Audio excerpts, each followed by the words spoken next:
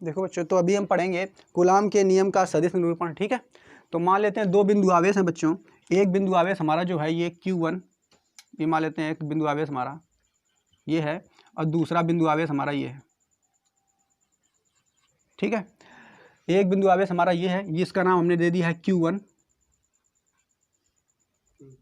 ऊपर लिख लेते हैं।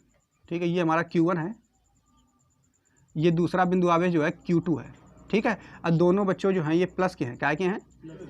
एक बिंदु आवेश ये है, एक बिंदु आवेश ये है, और दोनों ये जो बिंदु आवेश हैं बच्चों, तो ये दोनों कहाँ हैं? ये आप देख रहे हो, ये x अक्ष है, ये x अक्ष है, और ये y अक्ष है। ये मूल बिंदु है। मूल बिंदु के जो निर्देशांक होते हैं आप लोगों को मालूम है 0, 0, 0, क्योंकि ये हम तीन दिशाओं वाला, जिसमें x अक्ष है, y अक्ष है और z ऐसी है। ठीक है, कैसी है? ऐसे ऐसी होती है ना जेड अक्ष, तो जेड अक्ष ऐसी उसको हमने बनाया नहीं, तो मूल बिंदु के निर्देशांक कितने होते हैं? 0, 0। समझ पा रहे हो कि नहीं? अच्छा, अब देखो एक चीज़ समझो कि ये जो Q1 और Q2 हैं, अगर आप ये समझ लो कि Q1 और Q2 जो है इनका हमें स्थिति सदिश निकालना है। स्थिति सदिश क्या होता है? तो स्थिति सदिश किसी भी चीज़ का, किसी भी चीज़ यानी वो कहाँ पे स्थित है उसके सापेक्ष उसकी स्थिति बताता है। किसके सापेक्ष? मूल बिंदु के सापेक्ष उसकी स्थिति बताता है। बात समझ पा रहे हो कि नहीं? जैसे ये हमारा स्पेस है, इस स्पेस में यानी खाली जगह है, इस खाली जगह में अगर मान लो कि कहीं पे मान लो ये बल्ब है, ये जल रहा है। ठीक है, तो ये बल्ब अगर जल रहा है, हमने कह दिया कि बताइए इसकी स्थिति कहाँ है, तो आप बता सकते हो किसी भी चीज़ के रॉड के सापेक्ष स्थित है। बताओगे कि नहीं? तो मतलब अगर अंतरिक्ष में खाली जगह में कोई भी चीज़ कहीं पर रुकी हुई है, तो आप क्या बताते हो? किसी चीज़ के सापेक्ष ही तो बताते हो। जैसे जैसे जैसे आप अगर ये बताओगे, अगर आपसे पूछा जाए, अभी घर कॉल आ जाए घर पे से, है ना, कि बच्चे इस समय कहाँ हो तुम? ठीक है, तो तुम क्या बताओगे? बताओगे कोचिंग में है। कहाँ बताओगे? कोचिंग में, है ना। तो मतलब तुमने बताया कि इस समय हमारी स्थिति कहाँ है? कोचिंग में। यानी तुम्हारे घर वालों को पता होगा कि कोचिंग कहाँ स्थित है, पता होगा कि नहीं?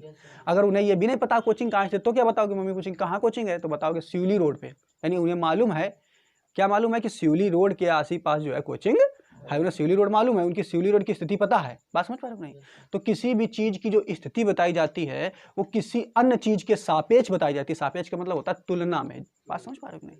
किसी चीज़ की तुलना में बताई जाती है। जैसे जैसे अब ये Q1 और Q2 दो बिंदु आवेश हैं, अगर अब ये दोनों लाइनें हम ना खींचे, पूछे बताओ ये दोनों कहाँ, तुम बता पाओगे कहाँ पे हैं? ये नहीं बता पाओगे। इसीलिए मैथ में क्या हुआ कि जो किसी भी, आप देख रहे हो ना, किसी भी बिंदुओं की स्थिति बताने के लिए, किसी भी बिंदुओं की स्थिति बताने के लिए हम मूल बिंदु की स्थिति हमें मालूम होती है। अगर हम ये खींच दें x अक्ष y अक्ष, तो मूल बिंदु की स्थिति हमें पता है। पता है कि नहीं? कि उसके निर्देशांक 0, 0 होते हैं। तो मूल बिंदु के सापेक्ष इसकी स्थिति हम बता सकते हैं कि मूल बिंदु से ये इतनी दूरी पर है और ये इतनी दूरी पर है। ठीक है, तो किसी भी बिंदु की स्थिति मूल बिंदु के सापेक्ष जो होती है, बात समझ पा रहे हो नहीं? किसी भी बिंदु की स्थिति मूल बिंदु के सापेक्ष जो होती है उसे हम क्या बोलते हैं?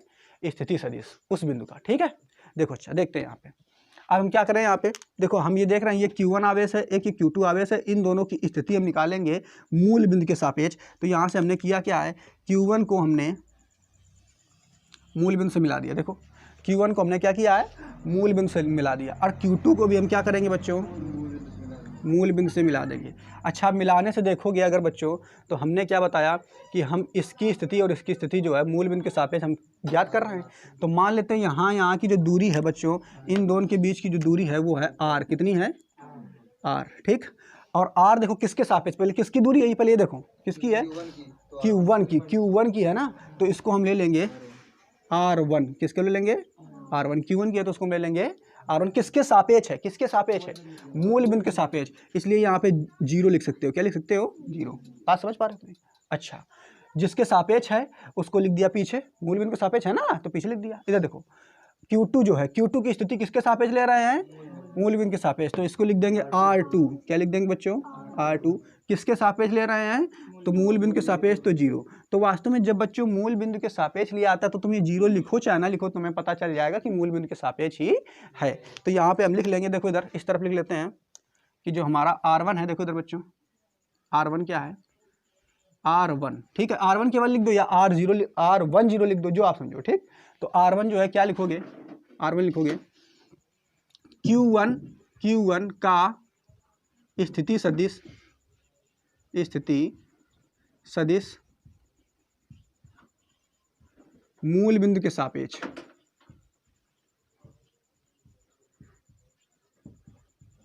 ठीक बच्चों, बात समझ पाए? क्या बताया? R1 क्या है?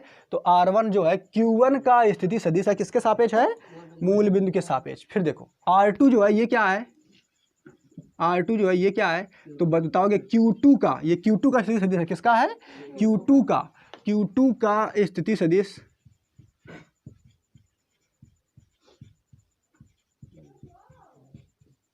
मूल बिंदु के सापेक्ष।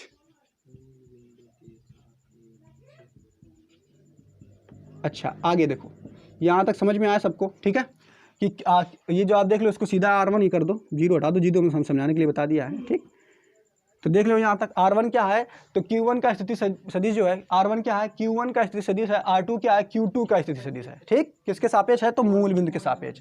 यहाँ तक सबको समझ में आ गया होगा। अब देखो, अब हम क्या करें, अगर हम इस पॉइंट को देखो, इधर इस पॉइंट को इससे मिलाएं ऐसे।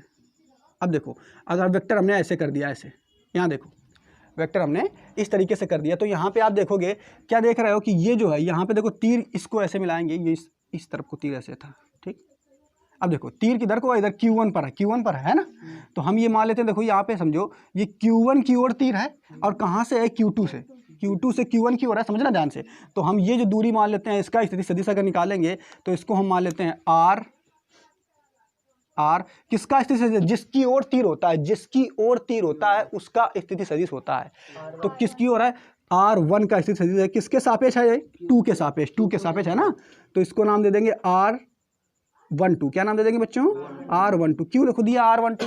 देखो इधर समझना, तीर किसकी ओर है? Q1 की ओर, इसलिए हमने दे दिया, यानी स्थिति सदिश है ये किसका? Q1 का। Q1 का स्थिति सदिश है ये किसके सापेक्ष? Q2 के सापेक्ष। बात समझना, Q1 का स्थिति सदिश है, जिसकी तरफ तीर होता है उसका स्थिति सदिश होता है। तो कहोगे Q1 का स्थिति सदिश है, Q1 का स्थिति सदिश किसके सापेक्ष? Q2 की सापेक्ष। तो यहाँ पे आप लिख लोगे, देखो बच्चों, R12। तो यहाँ क्या लिखोगे? ये स्थिति सदिश किसका? R12। तो बताओगे Q1 का स्थिति सदिश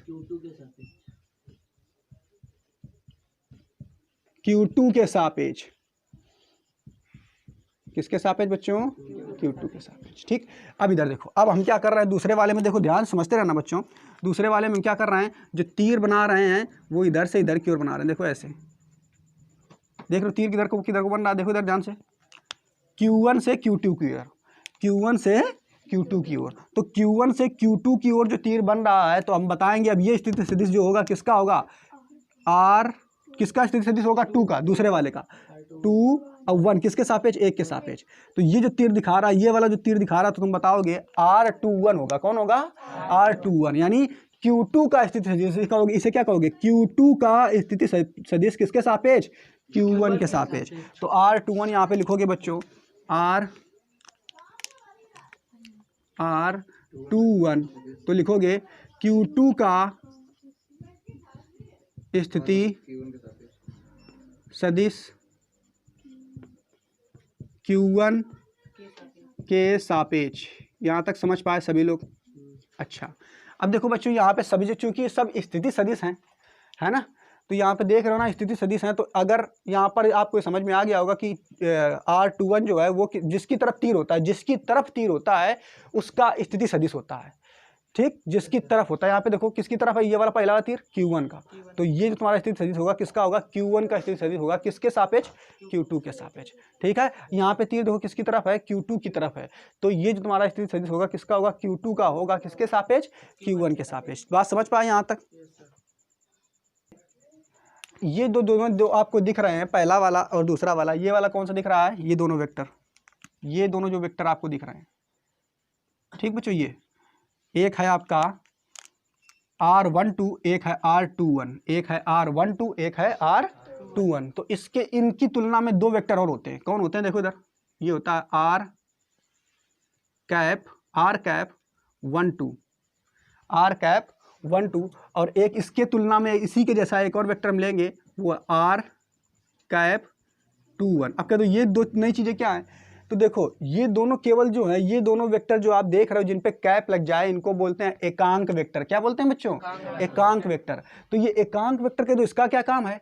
तो एकांक वेक्टर केवल और केवल दिशा दिखाता है। क्या दिखाता है? दिशा। देखो यहाँ पे देख रहे हो ना, तो इसकी दिशा, ये पहला जो वेक्टर देख रहे हो R12, इसकी दिशा क्या है? ये इधर की ओर है ना, इधर की ओर है कि नहीं? और R21 इसकी दिशा किधर को है? इधर क्यों है? तो ये तुम्हारा जो R कैप है ये केवल दिशा दिखाएगा कि इधर की ओर है, और जबकि R12 जो है ये परिमाण दिखाता है। परिमाण, परिमाण का मतलब जान रहे हो? कितना लंबा है ये। बात समझ पा रहे हो कि नहीं? R12 जो आप देख रहे हो सापेक्ष वेक्टर, ये परिमाण दिखाता है, और जो ये R कैप 12 है ये क्या दिखाता है बच्चों? केवल और केवल दिशा दिखाता है। तो जब दिशा की बात होगी तो हम इस वेक्टर का यूज करेंगे। तो यहाँ पे आप लिख लोगे, देखो इधर यहाँ पे क्या लिख लोगे, इसमें लिखोगे बच्चों R12 का एकांक वेक्टर लिख लोगे ना? बताओ भाई, एकांक सदिश। अच्छा, इसमें क्या लिख लोगे? इसमें भी लिख दोगे। ये देखो किसका सदिश है? R21 का एकांक सदिश। अब इतना तो आप जान चुके हो कि एकांक सदिश का काम केवल दिशा दिखाना होता है। यहाँ तक समझ में आ गया सबको? अब देखो इतनी बात आप लोगों को समझ में आ गई होगी। अब ये देखो ये बी वाला जो आपका आवेश है, ये वाला जो आवेश आप देख रहे हो, ये वाला और एक ये वाला, ये दोनों आवेश कैसे हैं? प्लस के हैं। ये भी प्लस का है, ये भी प्लस का है। जब प्लस प्लस के आवेश होते हैं तो एक दूसरे पे क्या करते हैं? प्रतिकर्षित करते हैं, धक्का लगाते हैं। तो ये वाला जो आवेश प्लस का है, ये भी प्लस का है, तो ये वाला आवेश इस पे बल लगाएगा, लगाएगा कि नहीं? ये वाला आवेश देखो इसको धक्का मारेगा, इधर को ऐसे ऐसे दबाएगा कि दूर भागो, और ये वाला आवेश इस पे बल लगाएगा। तो ये वाला जो पहला वाला आवेश देख रहे हो बच्चों, तो पहला वाला आवेश जो है वो इधर को बल लगाएगा, इस पे ऐसे बल लगाएगा, लगाया कि नहीं? ये पहला वाला Q1 जो है Q2 पे बल लगाएगा इधर को, और इस पे जो ये इधर देख रहे हो, इस पे दूसरे वाले पे, तो इस पे कौन बल लगाएगा भाई? Q2। इस पे Q2 बल लगाएगा इधर को। ठीक, बात समझ पा रहे हैं नहीं? तो पहले वाले पे जो बल लगाएगा वो कौन लगाएगा? तो पहले वाले पे जो बल लगाएगा बच्चों वो कौन लगाएगा भाई? ठीक है, Q1। और दूसरे वाले पे जो बल लगाएगा वो Q2 लगाएगा। ठीक, अब इन बलों का नाम दे देते हैं, हम नाम दे देते हैं। ठीक है, तो इस पे जो बल लग रहा है इधर वाले पे, देखो इधर वाले पे जो बल लग रहा है ये मान लेते हैं F है। कितना है? F। देखो इधर, बात समझना ध्यान से। इस पे जो बल लग रहा है पहले वाले पे बल कौन लगा रहा है? Q1 लगा रहा है। कौन लगा रहा है? Q1। किस पे लग रहा है? Q2 पे। तो जिस पे बल लग रहा है उसको लिख देंगे Q2, और लगा कौन रहा है? 1। बात समझ पा रहे हो कि नहीं? Q2 किस पे लग रहा है? किस पे लग रहा है? 2 पे लग रहा है ना? अरे भाई Q2 पे लग रहा है, कौन लगा रहा है? Q1 लगा रहा है। Q1 लगा रहा है, तो 2 पे लग रहा है, तो इसलिए यहाँ पे 2 लिख दिया, और बाकी 1 लिख दिया। और ऊपर वाले पे क्या बल लग रहा है? देखो ऊपर वाले पे F बल लग रहा है। मान लो कौन सा बल किस पे लग रहा है? देखो 1 पर लग रहा है। 1 पे लग रहा है ना? 1 पे लग रहा है, Q1 पे लग रहा है, तो इसलिए लिख दिया पहले 1। कौन लगा रहा है? 2 लगा रहा है, तो इसलिए लिख दिया 2। यानी जो इधर को बल लग रहा है, इस पे जो बल लग रहा है वो Q2 पे जो बल लग रहा है वो F12 लग रहा है। कौन लग रहा है? F12। और Q1 पे जो बल लग रहा है वो F12 बल लग रहा है। ठीक है, समझ पा रहे हो कि नहीं? क्लियर? अच्छा, इतनी तो बात आपको समझ में आ गई होगी। अब ये क्या है? Q1 क्या, इसका नाम लिख देते हैं वहां पे, जैसे वहां पे लिखा था इन लोगों का, तो लिख देते हैं यहाँ पे। देखो बच्चों F12। ठीक, सबसे पहले लिखेंगे F12। ठीक, तो इसमें लिखोगे बच्चों F12 क्या है, तो बताओगे, लिखोगे Q1 पर Q2 द्वारा लगाया गया बल। फिर देखो अब F21 है, देखो F21 दूसरा वाला बल F21 है कि नहीं?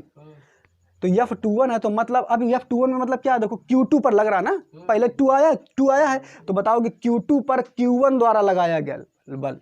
तो लिखोगे Q2 पर Q1 द्वारा लगाया गया बल। ठीक बच्चों, और एक चीज और देखो, ये जो तुम देख रहे हो F1, F का मान ये निकल आया, एक मान ये निकल आया, यानी इस पे बल ये लग रहा है, इस पे बल ये लग रहा है। ये दोनों कैसे हैं? स्थिति सदिश हैं, वेक्टर हैं। क्या हैं बच्चों? तो यहाँ पे वेक्टर का चिन्ह हम ऊपर लगा देंगे। बात समझ पा रहे हो कि नहीं? कैसे हैं? स्थिति सदिश, तो इसलिए इन पर वेक्टरों का चिन्ह लगा देंगे। अब देखो, अब क्या करेंगे, यहाँ तक आपको समझ में आ गया होगा। अब हम क्या करेंगे, अब इसका हम जो बल लग रहा है ये वास्तव में कितना बल लग रहा है वो कूलाम के नियम से निकालेंगे। किसके नियम से निकालेंगे? कूलाम के नियम से। तो कूलाम के नियम से बल जो निकालेंगे, देखो यहाँ पे देखो, इधर देखो ध्यान से, इधर समझा देते हैं, एक मिनट। देखो इधर, तो यहाँ बल जो लग रहा है वो कूलाम के नियम से लगा देंगे, ठीक है, कूलाम के नियम से। अब कूलाम के नियम से देखो ये वाला जो बल है इसका मान निकालेंगे, इसका तो निकालेंगे F, देखो इधर बच्चों F12 बराबर कितना आएगा, देखो तो कितना बल आएगा, देखो इधर, तो सबसे पहले हम क्या लिखेंगे, परिमाण लिखेंगे, क्या लिखेंगे, परिमाण, तो 1/4 पाई एप्सिलॉन नॉट, बल कितना Q1 Q2, तो लिख देंगे Q1 Q2 बटे बीच की दूरी r है, r ही तो है, तो इसको मान लेते हैं r², ये परिमाण आ गया, ये क्या आ गया, परिमाण आ गया। और देखो इनके बीच ये कौन, ये वाला बल लगा रहा है ना, ये वाला, तो ये F12 है ना, तो इनके बीच स्थिति सदिश कौन सा आएगा, तो स्थिति सदिश अगर देखोगे 1 2 वाला आ रहा है ना, तो इधर देखो किस पे किधर क्यों बल लग रहा है, एक पे बल लग रहा है, Q1 पे बल लग रहा है ना, Q1 पे बल लग रहा है, किसके द्वारा, Q2 के द्वारा, Q1 पे यानी बल किधर को लग रहा है, इधर को लग रहा है, इधर को लग रहा है ना, लग रहा है ना, तो इसकी दिशा कौन वेक्टर बताएगा, यही तो बताएगा R12 का एकांक सदिश कौन है, ये वाला R12, यही तो दिशा बताएगा। तो यहाँ पे हम लिख देंगे बच्चों, क्या लिख देंगे, सीधा इनटू डॉट में R12 क्यों लिखा, देखो ये तो तुम्हारा इतना परिमाण हो गया, ये जो इतना देख रहे हो, इतना ये तो परिमाण हो गया किसका, बल का, और ये दिशा बता रहा है।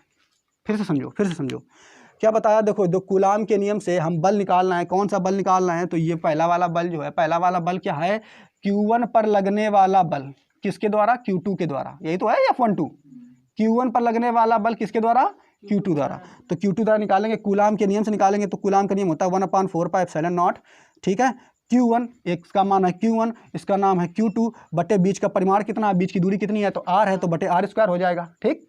और किधर लग रहा है, तो इधर को लग रहा है ना, इधर को लग रहा है, ये दिशा इधर लग रही, तो दिशा बताने के लिए हमने अभी आपको बताया, दिशा बताने के लिए कौन सा वेक्टर इस्तेमाल करेंगे, एकांक वेक्टर, लेकिन यहाँ पे एकांक वेक्टर कौन सा आएगा, तो R12 वाला आएगा, कौन सा आएगा, R12 वाला, बात समझ पाए यहाँ तक, ठीक। अब इसके बाद फिर देखो, अब ये तो इसका पहले वाला का हो गया, अब दूसरे वाले का मान रख के देखो, तो दूसरा वाला रखोगे तो दूसरा वाला तुम्हारा कौन सा है, F21, तो दूसरे वाले का भी ऐसे परिमाण तो सेम है होगा, तो परिमाण सेम होगा 1/4 pi epsilon not Q1 Q2 बटे r², ये तो ठीक है, परिमाण तो सेम है होगा। इसके बाद अब हमें दिशा दिखानी है, दिशा, अब F21 यानी 2 पर, Q2 पर लगने वाला बल, Q2 पर लगने वाला बल किसके द्वारा, Q1 के द्वारा, Q2 पर बल लग रहा है किसके द्वारा, Q1 के द्वारा, तो इधर को लग रहा, इधर को लग रहा। अब तुम्हारा वेक्टर कौन आएगा, ये वाला आएगा, जब ये वाला वेक्टर आएगा तो इसकी स्थिति कौन बताएगा, तो ये एकांक सदिश बताएगा कि नहीं, ये वाला एकांक सदिश। तो अब दिशा बताने के लिए हम इस एकांक सदिश का इस्तेमाल करेंगे, तो रख देंगे R⁻²1, बात समझ पाए कि नहीं। अब ये वाला जो समीकरण है, ये पहला समीकरण मान लेते हैं, इसको पहला मान लेते हैं, इसको दूसरा मान लेते हैं। यहाँ तक समझ में आया पहले कि नहीं, बताओ।